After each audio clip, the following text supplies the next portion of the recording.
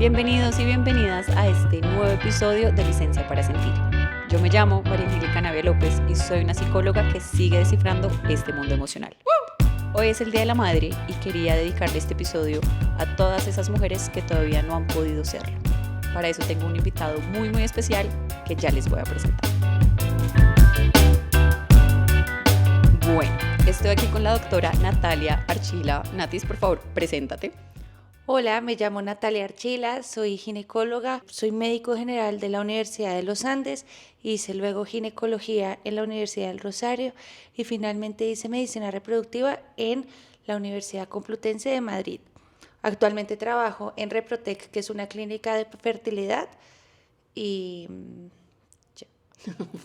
Natis, hoy te invité y estás acá porque, te cuento un poco la historia, hay una persona cercana a mí que tuvo una pérdida. Y no le habló con nadie, se quedó callada y cuando ya empezó a hablar del tema y le contaba a las amigas, muchas dijeron, ay sí, no, pues yo también, sí, yo también, y se dio cuenta que era un tema más común de lo hablado, no sé si es porque es tabú, eso es lo que quiero hablar contigo, y me dijo, Angie, algún día deberías hacer un episodio de esto, y ahora que pues llega el Día de la Madre, creo que fue perfecto haberte conocido. Entonces yo conocí a Natis en enero de este año, febrero en un matrimonio y nos pusimos a hablar y cuando me contó lo que ella hacía, que además me parece admirable, no te imaginas, dije voy a hacerte una invitación divertida y te invité a mi podcast y acá estás. Feliz de poder estar acá, en verdad me pongo muy contenta. Este tema pues mal que bien me apasiona, yo amo mi trabajo con loca pasión, me despierto todos los días feliz de hacer lo que hago, porque sí, mal que bien hago cosas que dan mucha felicidad, pero lo que más me gusta de mi trabajo es que puedo conectar con muchas mujeres para que puedan cumplir su sueño. Entonces me parece muy lindo este capítulo, porque no es solamente para las mujeres que ya son madres. Realmente creo que sí es un tabú, porque las personas que viven desafortunadamente la infertilidad y las pérdidas lo tienen que vivir muy solas. Esa es como siempre mi invitación a que las mujeres empiecen a hacer una comunidad de esto, para que puedan entender que no son las únicas que están pasando por esto. En verdad, esto es un problema de salud y pasa, y no deberían pasarlo solas, no deberían como transitar esto solas, porque es muy doloroso, tanto la infertilidad como las pérdidas. Entonces sí me parece muy lindo este capítulo y pues nada, chévere poder aportar en todo lo que pueda aportar. Sí, entonces acá es donde te voy a hacer algunas preguntas sobre tu conocimiento y es, ¿cuál es el porcentaje de las pérdidas realmente? Porque no hablamos de esto. Entonces, podemos clasificar una pérdida normal o podemos ya meterlo en una parte de un diagnóstico que es algo de pérdida recurrente en la gestación. Entonces, una pérdida normal se considera más o menos el 11% de la población. El 11% de las mujeres van a tener alguna pérdida en algún momento de la vida. Una de cada 7 mujeres embarazadas van a tener una pérdida en algún momento de la vida. Y eso realmente entendemos que es algo que puede pasar y es algo que podemos considerar normal en el curso de la vida. ¿Qué no es normal? Cuando tenemos 2 o más pérdidas. Ahí es cuando ya entramos a un capítulo que se llama pérdida recurrente de la gestación, y ahí ya toca empezar a mirar muchísimas más cosas, porque se sabe que ya tener 2 o más pérdidas, pues tenemos que no solamente normalizar que sí puede pasar, porque la principal causa es porque porque el bebé venga mal, porque esa es la principal causa por la cual tenemos pérdidas, sino que hay que ver qué más está pasando tanto en el cuerpo de la mujer como en el cuerpo del hombre, que no están dejando que ese producto del embarazo siga adelante. Ok, mira que cuando dijiste 11% no suena tanto, pero cuando ya dices una entre 7, yo conozco 7 mujeres mínimo, o sea, es bastante alto. Es muy alto. Ok, ¿por qué crees que la gente no habla de esto? Yo creo que la gente no habla de esto porque la gente siempre espera y la gente piensa que tener un hijo es fácil. La gente piensa que desde que está en el colegio, que empieza a planificar, cuando empieza su vida sexual, dice, yo voy a quedar embarazada facilísima y por eso tengo que tomar las pastillas. Y nunca se piensa que no va a poder.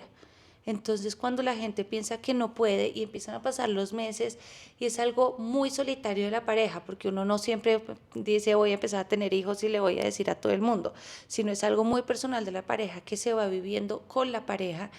Y para la mujer es aún más doloroso en el sentido que es la que tiene que saber, es la que tiene la cabeza, estoy en mis días, tenemos que tener relaciones, y cuando llega la regla es como, pucha, no funcionó para nada. Entonces, creo que no se habla mucho inicialmente porque es algo muy personal de la pareja como tal, pero a medida que van pasando los meses, como la gente también tiene una expectativa social, en donde listo, me caso y después de un tiempo tengo hijos, etc., etc., es lo esperado que uno debería poder lograr. Pero pues uno se da cuenta que esa no es la realidad. Creo que también un poco tema psicológico es el tema del fracaso. Como que estamos tan acostumbrados a lo que tú dices, la expectativa de que todo va a salir bien, que es fácil de que quede embarazada, y cuando esto no sucede, fracasé.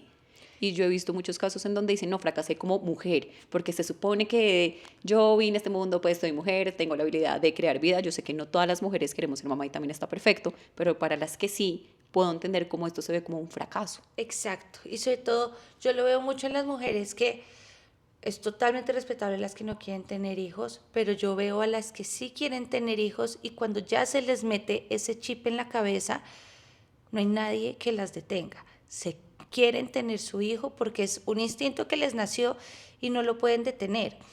Entonces, al sentirse como el fracaso todos los meses porque no, pues piensan que no lo están haciendo bien, mis amigas que muchas veces me dicen, bueno, ya voy a empezar a buscar un embarazo, ¿cómo hago?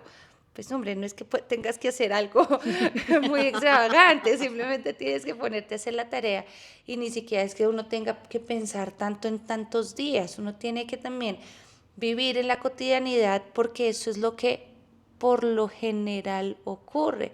Pero por eso existimos personas que trabajamos en lo que yo trabajo y que estudiamos eso porque sabemos que no siempre pasa así. Mira que tú dijiste que las pérdidas, la principal causa era porque generalmente el bebé no venía bien. ¿Cuál es la razón de la infertilidad? Porque ya veo que es algo más diferente, pues es algo diferente. Exacto. La infertilidad abarca otro tema muchísimo más amplio, pero la infertilidad, la definición de infertilidad es cuando una mujer que tiene menos de 35 años ha hecho la tarea juiciosa durante un año y no haya quedado en embarazo, o si tiene más de 35 años que haya hecho la tarea por 6 meses y no haya quedado en embarazo. Entonces, si ves que no es como condicional a algo, sino es que haya pasado un tiempo sin haber logrado el embarazo. Y ahí, cuando ya tenemos el diagnóstico de infertilidad, tenemos que ver por qué. Y pueden ser múltiples cosas. El 30% de las causas son causa de la mujer, el 30% es causa del hombre, el otro 30% es causa de los dos, que algo mal hay en los dos y que por eso no lo están logrando. Y hay un 10% que llamamos infertilidad inexplicada, que es muy frustrante para los médicos y también muy frustrante para los pacientes, porque van a la consulta y dicen, hombre, no entendemos por qué no quedamos embarazados, y la respuesta del médico es que yo tampoco. Uy, Entonces, ok. pero no es porque todo esté bien, sino porque los exámenes que tenemos hoy en día para poder evaluar la fertilidad se nos quedan cortos. Entonces creo que falta muchos años de investigación y muchos años de estudio para poder evaluar más exámenes que sí nos digan la razón por la cual no quedan embarazadas estas personas.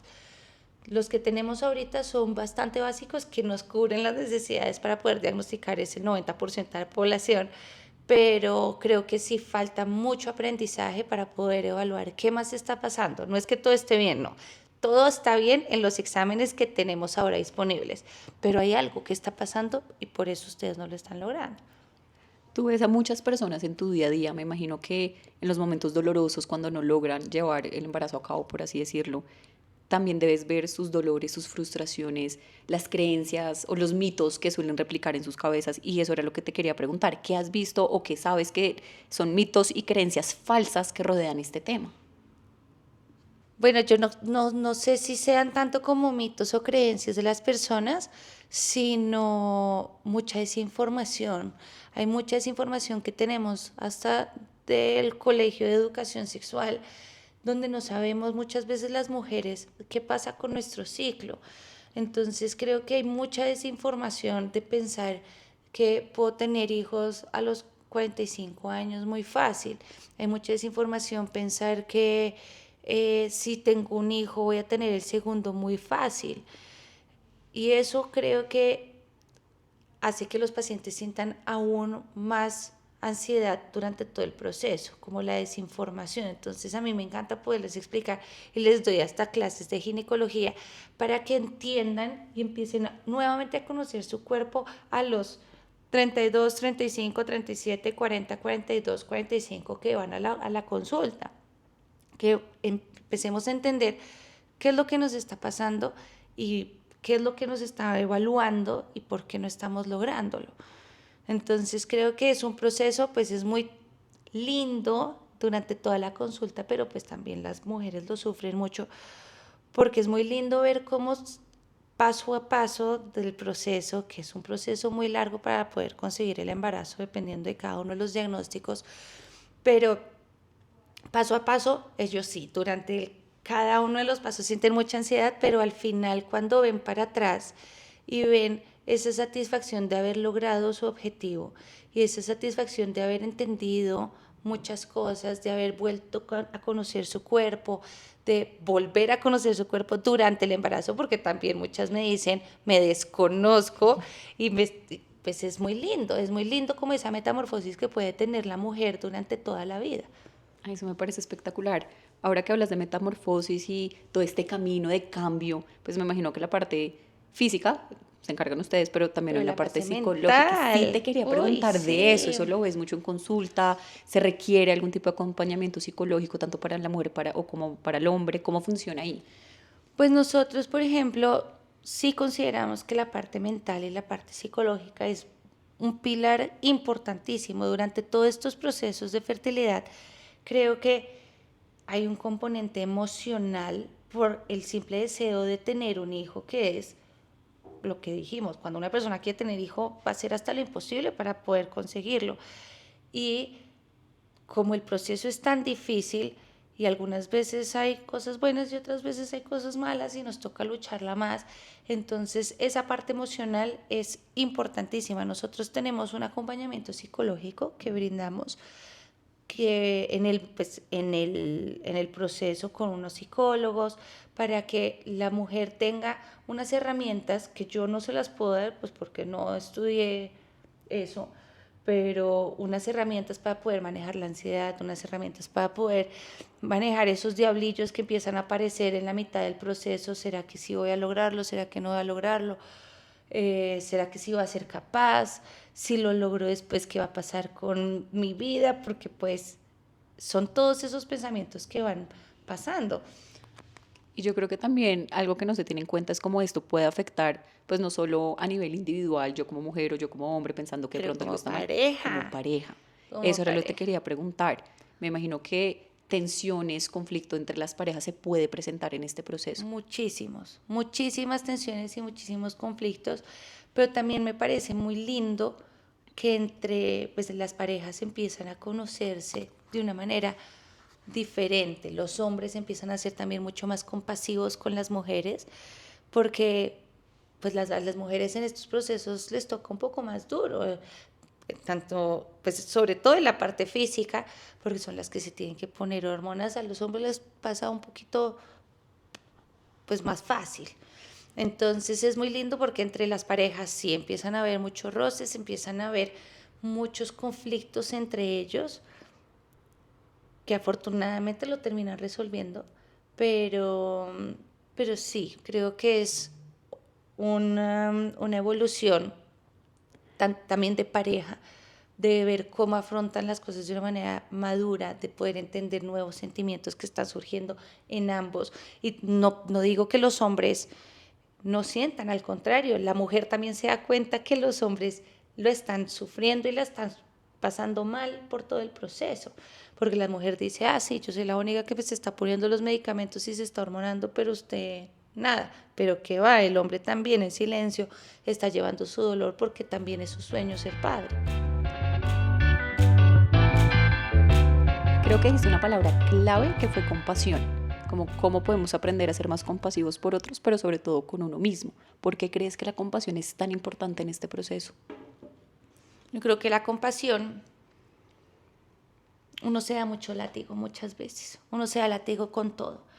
Que desde que uno está en el colegio que no me saqué la mejor nota, desde que uno está en la universidad que no tuve las mejores notas, que no he sido amigo de uno se da palo en todo, en el trabajo, que me encantaría poder entregar todos los trabajos que me pone mi jefe mañana, pero me trasnocho.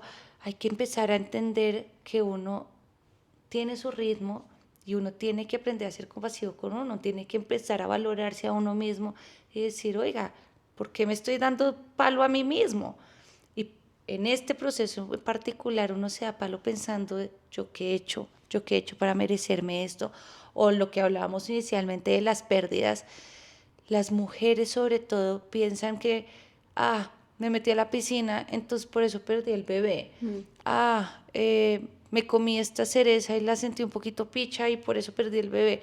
Y realmente no, realmente, volviendo a lo que hablábamos, que la principal razón por la cual los embarazos se pierden de manera temprana es porque la naturaleza es muy sabia y dice, hombre, si yo vengo mal, voy a tener mi crecimiento, pues porque no voy a seguir un embarazo más adelante. Pero eso no lo conoce la gente, entonces la gente dice, me monté en este carro en una destapada 2 horas y por eso perdí el bebé. Entonces hay que dejarnos de dar palo y hay que entender también con información las razones de por qué nos pasan algunas cosas para quitarnos un poco de culpa, porque no es culpa de uno no lograr un embarazo, no es culpa de uno que uno no ovule de manera regular, no es culpa de uno nada, simplemente es el cuerpo de uno y uno hay que amar el cuerpo como es y afortunadamente tenemos herramientas para poder cumplir el sueño del embarazo, pero hay que ser compasivos con uno mismo. Me encanta esto que dices. Mira que Brené Brown tiene un libro espectacular de emociones que se llama Atlas of the Heart y habla de la compasión, como qué es la compasión. Y dice que es identificar que como seres humanos sufrimos, pero tener un compromiso para querer aliviar ese sufrimiento. Yo creo que la primera parte lo identificamos que sufrimos, pero la segunda parte para nada. En vez de tratar de aliviar ese sufrimiento, lo que hacemos es castigarnos más y darnos palo y tratarnos feo. Y yo creo que la compasión, aunque es una, pues no sé si es exactamente una emoción, pero es algo que las personas tenemos la habilidad de tener, se debe poner en práctica, porque no lo practicamos. Por eso es que a veces nos encontramos en situaciones tan crueles. Y uno es muy compasivo con mucha gente, pero uno nunca es compasivo con uno mismo. De acuerdo. Es como, ¿cómo puedo darle todo este amor a otras personas, pero como no me lo doy a mí misma? Entonces, ahí es donde digo que el proceso, por ejemplo, de terapia es súper bonito porque uno aprende herramientas, como tú dices, es aprender herramientas para amarme, amar, ser compasivo con uno, con otros. Y yo creo que de esa forma el proceso, por más doloroso y difícil que pueda ser, tiene como Se un aliviana la colchoncito. carga, Sí. total, y se vive de una manera más amena. Me encanta. Sí me gustaría preguntarte cuáles son los caminos posibles para una mujer o una pareja que quiere quedar en embarazo y no ha podido. Me la pones dificilísima porque todo va a depender del diagnóstico de la pareja. Ese sería entonces el primer paso. Sí, el primer paso es identificar por qué no han podido quedar en embarazo. Entonces yo siempre les digo a mis pacientes que los tratamientos de fertilidad son como la zapatilla de la Cenicienta, es para personalizado a cada una de las parejas. Entonces, pues me queda muy difícil ahorita decirte este o el otro, porque hay muchos caminos que podemos tomar para conseguir el mismo objetivo. Hay algunos que tienen mayores o menores tasas de embarazo, pero todo va a depender del diagnóstico principal de la pareja. Pero esto que me dices me encanta porque hoy en día creemos tener toda la información por internet, o ChatGPT, o inteligencia artificial, ¿no? Pues todas estas cosas nuevas que están de moda, que le preguntamos todas estas cosas a internet y seguramente nos van a dar cantidad de respuestas, pero esto que dices es muy valioso porque depende de cada persona y no deberíamos quedarnos solo con lo que leemos en internet. Exacto. Y doctor Google es muy bueno en muchas cosas, pero también yo veo que a mis pacientes les da mucha ansiedad. Entonces, yo por eso les doy el teléfono, mi teléfono. Si algún día un diablillo los está carcomiendo porque tienen una duda que no los está dejando dormir, pues hombre, lo más sensato es pregúnteselo a su médico. Él es el que le va a poder dar todo el contexto porque sabe su historia, sabe sus exámenes, sabe cómo están, todo en contexto. Uno no diagnostica un examen, uno diagnostica a un paciente y sus síntomas y lo redondea todo para poder ver realmente qué es lo que está pasando.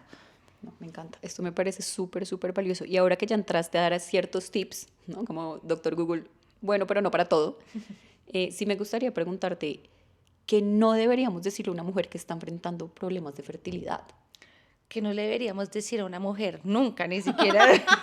Me encanta. Aclaración, por favor. Nunca, pues yo creo que nunca deberíamos preguntar cuándo vas a quedar en embarazo, cuándo quieres quedar en embarazo, porque uno no tiene ni idea qué puede estar pasando por esa persona, o simplemente no quiere y pues no quiere dar tampoco explicaciones porque la sociedad también castiga mucho a las personas que no quieren. Ay, pero ¿por qué no? Pues porque no quiero y punto, y está totalmente respetable. O a la otra mujer que lleva intentando años enteros y que la está sufriendo y la está pasando mal. Y es como, pucha, ¿cómo te digo que llevo intentando como una loca y no he podido? Entonces, creo que es algo que uno nunca le debería preguntar a cualquier mujer, porque uno no sabe qué es lo que está pasando con ella en su cabeza y en su corazón. Mira que tengo una amiga que le pasó que su primer bebé fue una pérdida, después quedó en embarazo, tuvo a su segundo hijo y la gente le empezó a preguntar, pues es particularmente una persona, bueno, ¿y para cuándo el segundo? ¿Para cuándo el segundo? ¿Para cuándo el segundo? Hasta que ya le tocó pararlo y decirle, es que mi hijo es el No segundo, más. mi Ok. primero murió. Y ahí ya esta persona quedó en shock, claro, pero creo que tiene mucho que ver con lo que estás diciendo. Uno no sabe qué está pasando en la vida de la persona. Uno no sabe si es una persona que o no quiere ser mamá, entonces también está hastiado con la pregunta, Exacto. o puede ser una persona que está en un proceso de fertilidad, o una persona que está tratando de quedar embarazada, o en una persona que está en duelo por una pérdida. No sabemos. No sabemos. Es algo que uno no, nunca le debería preguntar eso a una mujer, porque puede tocar unas fibras muy, muy duras. Y esa mujer, te aseguro que después de esa reunión familiar, porque pues la tía es la que pregunta, va a llegar a llorar a su casa y decir, pucha, yo sí quiero, pero no he podido, o me tienen hasta, me sabía cacho esa pregunta porque no quiero, o pues todo lo que esté sufriendo esa persona. Entonces otra vez es un poco un llamado a la compasión y a no meternos en cosas que no nos importan, Exacto. definitivamente. Exacto. Tú que lo ves todos los días en tu consulta, ¿cómo podemos los amigos, la familia, las parejas estar ahí sin invalidar, sin minimizar? O sea, ¿cómo podemos ayudar? Muy, pues cuando la persona ya decide abrirse y contar en el proceso en el que está, es simplemente decirle aquí estoy. Y preguntar de vez en cuando cómo te sientes, cómo estás, no tanto en cómo va el proceso, porque pues puede que haya tenido una transferencia y le haya salido la prueba de embarazo negativa, entonces está recuperando de ese duelo, o no sé, muchas cosas pueden pasar, pero simplemente hacerle notar que uno está ahí por si lo necesita. Y si la persona se quiere abrir a contarle a uno todo, maravilloso. Y entender que esto es como es que es una enfermedad normal. Es como si uno tuviera hipertensión, que uno va al médico y le dan una pastilla para curarse la hipertensión. La infertilidad es lo mismo, no es un tabú, no es algo malo, no es, simplemente es una situación, es una condición que está pasando la persona que tiene que ir a un médico a que se lo mejoren.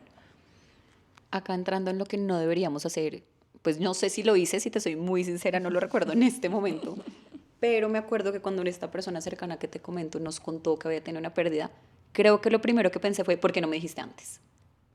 No sé si lo dije, tengo que ser muy sincera, creo que lo pensé, pero creo que está mal. O sea, porque está, pues pues, sí. a ver, uno quiere hacer lo mejor que puede, Y uno quiere estar ahí por la persona, Exacto.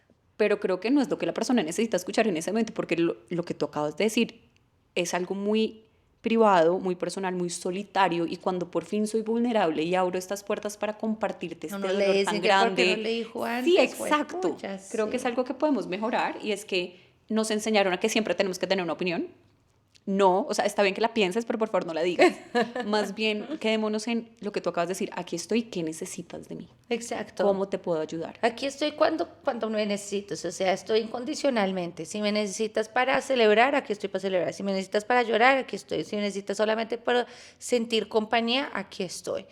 Pero tampoco preguntar tanto, ¿y cómo es el proceso? ¿Y cuándo es la transferencia? O porque eso genera mucha más presión, creería yo. Creo que acá dijiste otra cosa clave. Yo estaba hablando más como de cuando te cuentan de una pérdida o de un momento de Ok. dolor, pero acá tú también estás hablando del proceso. Exacto, Si de un alguien decide tratamiento. compartir conmigo su proceso, no estar ahí, y ya te hicieron esto hoy, y cómo va esto, y ya que está en embarazo, o sea, eso también puede generar ansiedad extra. Exacto. Perfecto. Pues lo veo más por ese lado, porque mal que bien tú no le vas a ir y le cuentas a tu amiga, hoy hice la tarea completa y voy a esperar la prueba de embarazo a final de mes. Creo que es más enfocado durante el proceso. Pero bueno, pues si uno ya sabe que la amiga la pasó mal porque tuvo una pérdida, hacerle notar que uno está ahí y ya está. Creo que eso lo valorarían un montón.